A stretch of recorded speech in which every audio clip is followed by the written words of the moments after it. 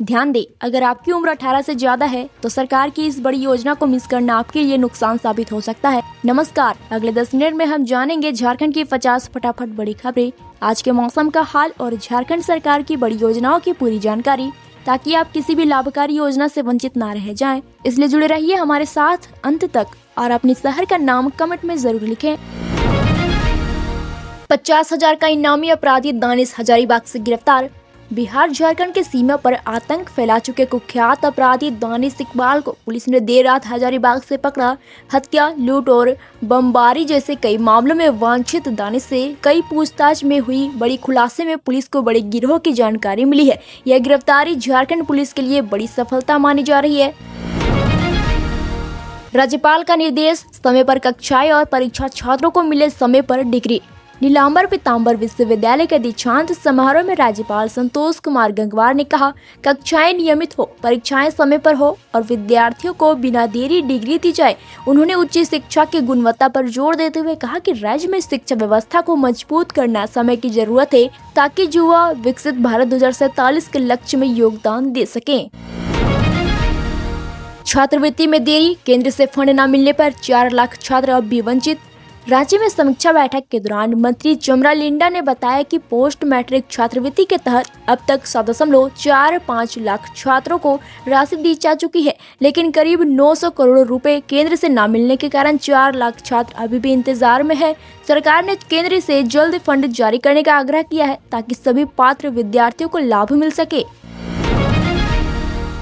जनता दरबार में उमड़ी भीड़, रांची डीसी ने कई शिकायतों पर मौके पर निपटारा किया।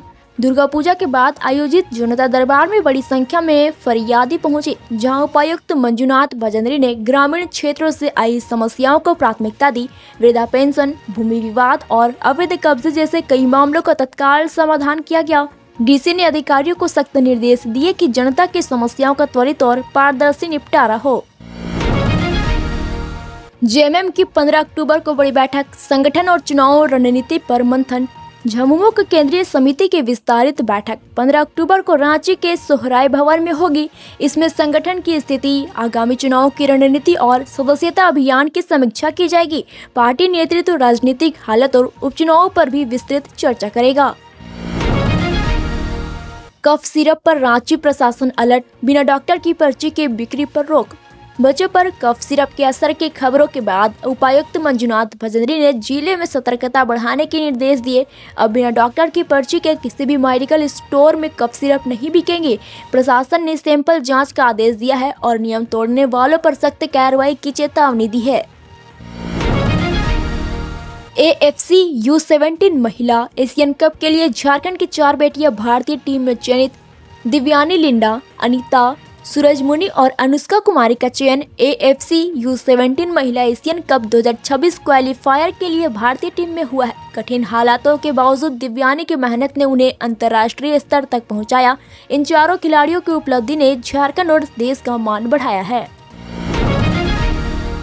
जेएमएम का पलटवार, हेमंत सरकार सबकी सुरक्षा और सम्मान के लिए प्रतिबद्ध, विनोद पांडे ने कहा।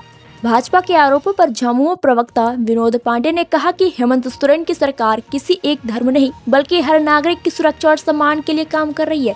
उन्होंने भाजपा पर झूठ और सांप्रदायिकता फैलाने का आरोप लगाया और कहा कि झारखंड में धार्मिक सौहार्द व एकता ही सरकार की असली ताकत है। एसीबी ने DRDA डायरेक्टर अलका कुमारी को किया गिरफ्तार, जमीन माफियाओं से मिली भगत का आरोप। हजारीबाग में एसीबी ने अलका कुमारी को उनके कार्यालय से गिरफ्तार किया। उन पर सरकारी जमीनों के दाखिल खारिज में माफियाओं के साथ मिलकर धांधली करने का आरोप है। गिरफ्तारी के बाद प्रशासनिक हलकों में हलचल मची है और मामले की गंभीर जांच जारी है।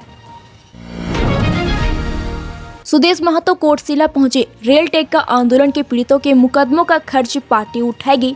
आजसू अध्यक्ष सुदेश महतो अपने सांसद चंद्र प्रकाश चौधरी के साथ कोटशिला पहुंचे और रेल टेक्का आंदोलन में गिरफ्तार परिवारों से मिले। महतो ने भरोसा दिलाया कि उनकी न्याय की लड़ाई का पूरा खर्च पार्टी उठाएगी और जनता की सेवा व अधिकारों की रक्षा का संदेश दिया। सुप्रीम कोर्ट सुनवाई के बाद लौटेंगे मुख्यमंत्री व मुख्य सचिव, सारंडा वन पर रणनीति पर चर्चा। सारंडा सघन वन क्षेत्र को वाइल्ड लाइफ सेंचुरी घोषित करने से जुड़े मामले की सुप्रीम कोर्ट सुनवाई को लेकर मुख्यमंत्री हेमंत सोरेन और मुख्य सचिव अविनाश कुमार दिल्ली में है। सुनवाई के बाद दोनों 8 अक्टूबर को रांची लौटेंगे, जबकि ग्रुप ऑफ मिनिस्टर्स की रिपोर्ट में आदिवासियों पर संभावित प्रभाव को भी पेश किया जा सकता है। झारखंड में कोल्ड रिफ, ड्रिपीफ्रेश और रिलाइफ कफ सिरप बैन, मंत्री इरफान ने सख्त कार्रवाई का ऐलान।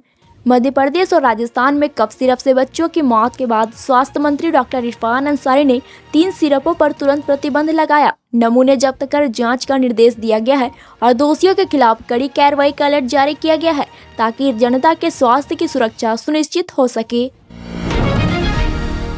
घाटशिला उपचुनाव पर बीजेपी नेता चंपई सोरेन का हमला, कहा जनता अभी भी मूलभूत सुविधाओं से वंचित।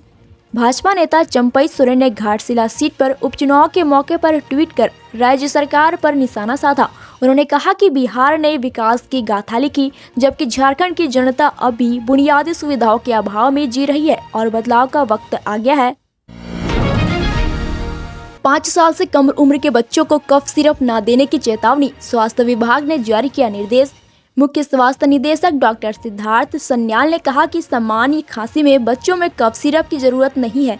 2 साल से कम उम्र के बच्चों को कफ सिरप ना दिया जाए और 5 साल तक के बच्चों में इसे केवल चिकित्सीय निगरानी में इस्तेमाल किया जाए। सभी अस्पताल और स्वास्थ्य केंद्रों को इस निर्देश से अवगत कराया गया है। धनबाद में बिजली सब डिवीजन कार्यालय में आग, दमकल कर्मी लगे आग बुझाने में। हीरापुर बिजली सब डिवीजन कार्यालय में ट्रांसफार्मर रिपेयरिंग वर्कशॉप में सोमवार रात आग लग गई। दमकल कर्मियों ने लगभग 2.5 घंटे की कोशिश के बाद आग पर काबू पाया। शुरुआती जानकारी के अनुसार किसी बड़े नुकसान की सूचना नहीं है, जबकि आग लगने का कारण अभी स्पष्ट नहीं हुआ है। विधायक पूर्णिमा साहू ने सीएम को लिखा पत्र, 86 बस्तियों के लिए मालिकाना हक देने की मांग। जमशेदपुर पूर्व की विधायक पूर्णिमा साहू ने मुख्यमंत्री हेमंत सोरेन को पत्र लिखकर 86 बस्तियों के निवासियों को उनकी जमीन पर पूर्ण मालिकाना हक देने का आग्रह किया। उन्होंने कहा कि यह कदम बस्तीवासियों के सामाजिक, शैक्षणिक और आर्थिक स्थिति सुधारने के साथ उनके जीवन को सुरक्षित और सम्मानजनक बनाएगा। झारखंड में 11 अक्टूबर से मानसून विदाई, दिवाली तक महसूस होगी गुलाबी ठंड। रांची समेत राज्य के अधिकांश जिलों में 10 अक्टूबर तक हल्की बारिश का असर रहेगा। इसके बाद मौसम साफ और ठंडक बढ़ेगी। 11 अक्टूबर से मानसून धीरे धीरे विदा होगा और दिवाली तक सुबह शाम गुलाबी ठंड का अनुभव होने की संभावना है। सारंडा जंगल में हथिनी आईईडी विस्फोट की चपेट में, हालत गंभीर, 3 महीने में तीसरा घटना। पश्चिमी सिंहभूम के चाईबासा स्थित सारंडा जंगल में मादा हाथी गंभीर रूप से घायल मिली। वन विभाग का संदेह है कि यह माओवादियों द्वारा बिछाए गए आईईडी विस्फोट की वजह से हुआ। पिछले 3 महीनों में यह तीसरी घटना है, जिससे वन्यजीव संरक्षण और हाथियों की सुरक्षा पर गंभीर चिंता बढ़ाई गई है। जेएसएलपीएस कर्मचारियों का विरोध, 6 मांगों के न पूरे होने पर अनिश्चितकालीन धरने की चेतावनी। झारखंड राज्य आजीविका कर्मचारी संघ ने पलास जेएसएलपीएस के स्तर 7 और 8 कर्मचारियों की 6 प्रमुख मांगों को लेकर 7-8 अक्टूबर तक विरोध प्रदर्शन शुरू किया।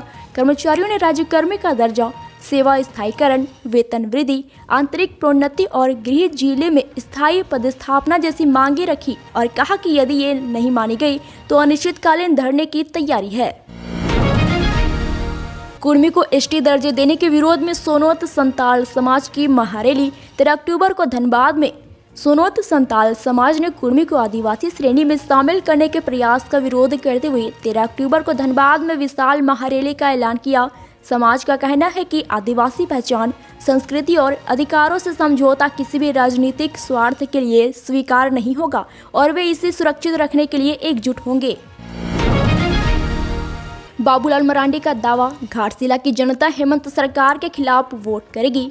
भाजपा एवं एनडीए घटक दलों की बैठक में नेता प्रतिपक्ष बाबूलाल मरांडी ने कहा कि घाटशिला उपचुनाव में जनता हेमंत सरकार की वादा खिलाफी, भ्रष्टाचार और मूलभूत सुविधाओं की कमी से नाराज है और एनडीए प्रत्याशी को जीत दिलाएगी। सुदेश महतो और अन्य नेताओं ने भी एनडीए की एकजुटता और विजय सुनिश्चित होने पर जोर दिया। विनय सिंह की गिरफ्तारी चुनौती पर एचसी में सुनवाई, फैसला सुरक्षित। वन भूमि घोटाले में गिरफ्तार ऑटोमोबाइल कारोबारी विनय सिंह ने अपनी गिरफ्तारी को हाईकोर्ट में चुनौती दी। सुनवाई पूरी हो गई है। न्यायाधीश जस्टिस अंबुजनाथ ने अपना फैसला सुरक्षित रख लिया है। एसीबी ने इस मामले में पहले विनय और बाद में विजय सिंह को गिरफ्तार किया था। ग्लेडसन डुंगडुंग का आरोप, कुर्मी समाज आदिवासियों के पदों पर कब्जा करना चाहता। सिरमटोली सरना स्थल पर आदिवासी अस्तित्व बचाओ मोर्चा की बैठक में सामाजिक कार्यकर्ता ग्लेडसन डुंगडुंग ने कहा कि कुर्मी समाज एसटी दर्जा मांगकर आदिवासियों के हाथों मुंडा मुखिया और मुख्यमंत्री पद को हथियाने का प्रयास कर रहा है। आदिवासी नेताओं ने 12 अक्टूबर को मोरहाबादी मैदान में महारैली कर इस मांग का विरोध करने का ऐलान किया। जीएसटी कटौती से रांची में वाहन बिक्री में रिकॉर्ड उछाल। राजधानी रांची के ऑटोमोबाइल बाजार में जीएसटी में कमी के बाद सितंबर महीने में वाहन बिक्री तेजी से बढ़ी। आंकड़ों के अनुसार इस महीने कुल 9,576 वाहन बिके, जिससे बाजार में अच्छी रौनक लौट आई है और खरीदारों में उत्साह देखा गया। धनबाद में रात भर की मूसलाधार बारिश से जनजीवन अस्त व्यस्त। बीती रात लगातार मूसलाधार बारिश ने धनबाद में भारी तबाही मचा दी। सड़कों पर घुटनों तक पानी भर गया और जल जमाव के कारण आवाजाही मुश्किलें हो गई। शहर के नाले उफान पर है, जबकि SNMMCH अस्पताल परिसर तक पानी में डूब गया, जिससे मरीजों और कर्मचारियों के लिए मुश्किलें बढ़ गई है। आज राज्य भर में मौसम में बदलाव देखने को मिल सकता है। रांची, जमशेदपुर, धनबाद, हजारीबाग, गिरिडीह, देवघर और पलामू जिलों में हल्की से मध्यम बारिश की संभावना है। मौसम विभाग ने इन क्षेत्रों में पीली चेतावनी जारी की है, जिससे हल्की गरज चमक के साथ बारिश हो सकती है। विशेषकर पूर्वी सिंहभूम, हजारीबाग, देवघर और गिरिडीह जिलों में तूफान की संभावना जताई गई है। इन क्षेत्रों में हल्की से मध्यम बारिश के साथ तेज हवाएं चलने की संभावना है, जिससे नागरिकों को सतर्क रहने की सलाह दी जाती है। मौसम में बदलाव के कारण सड़कें गीली हो सकती है, इसलिए वाहन चलाते समय सावधानी बरतें।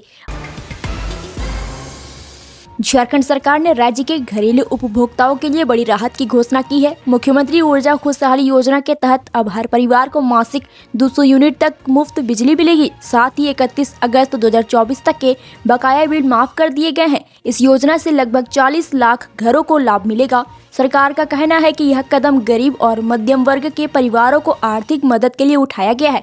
अधिक जानकारी के लिए आप झारखंड बिजली वितरण निगम की वेबसाइट देख सकते हैं। अगर आप भी 30,000 रुपए सरकार की तरफ से लाभ उठाना चाहते हो तो स्क्रीन पर आ रहे वीडियो पर क्लिक करें।